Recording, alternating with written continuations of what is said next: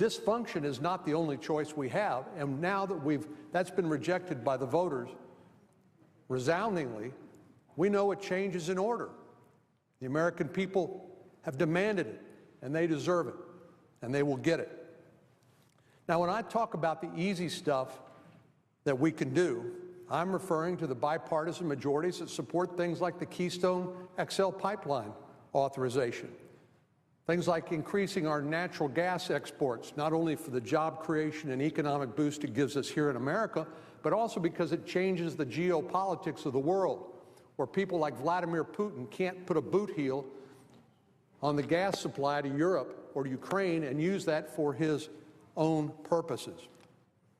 And then I'm confident that we can find common sense safeguards from an overreaching federal bureaucracy.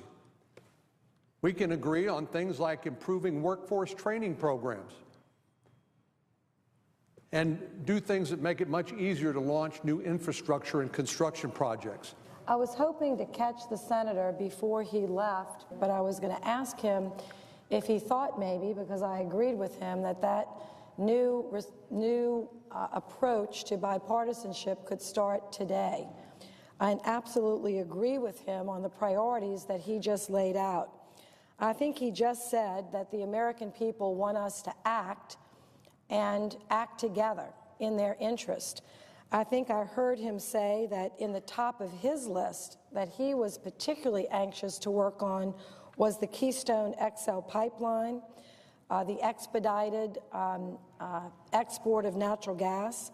I think he said it was important for jobs in America, helping strengthen the middle class, sending a very positive signal to them that we heard them in this election, that he was troubled about the falling median household income and wanted to do something to raise it. And I think I heard him say that he was concerned, or that he was, how shall I say it, he was thinking that some of these things would really push Putin back on his heels. I've been one of the ones sanctioned by President Putin, and there are a few others that are on that list, so I've been of that mind for a while. This is the first chance to show, coming off the Tuesday's election, that we can work together. We've heard you loud and clear. We're willing to take a vote. We know that our environment will be protected. We know that we can find a balance between the environment and the economy. We know that we create thousands and thousands and thousands of jobs, put millions and millions of dollars into the economy. That's what we do know. I want to talk about the respect that we should have for voters. I want to talk about elections, and elections have consequences. And one of the things that we can do to begin to restore the public faith in our democracy and in the institution of the United States Congress is do something bold to begin with.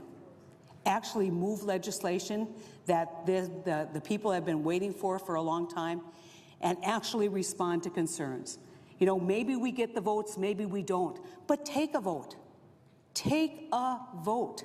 Get it done. Show the American public that we're willing to come to this body, debate the great issues of the time, and bring things to a vote so they actually see us doing something. They actually get results. They pay our salary.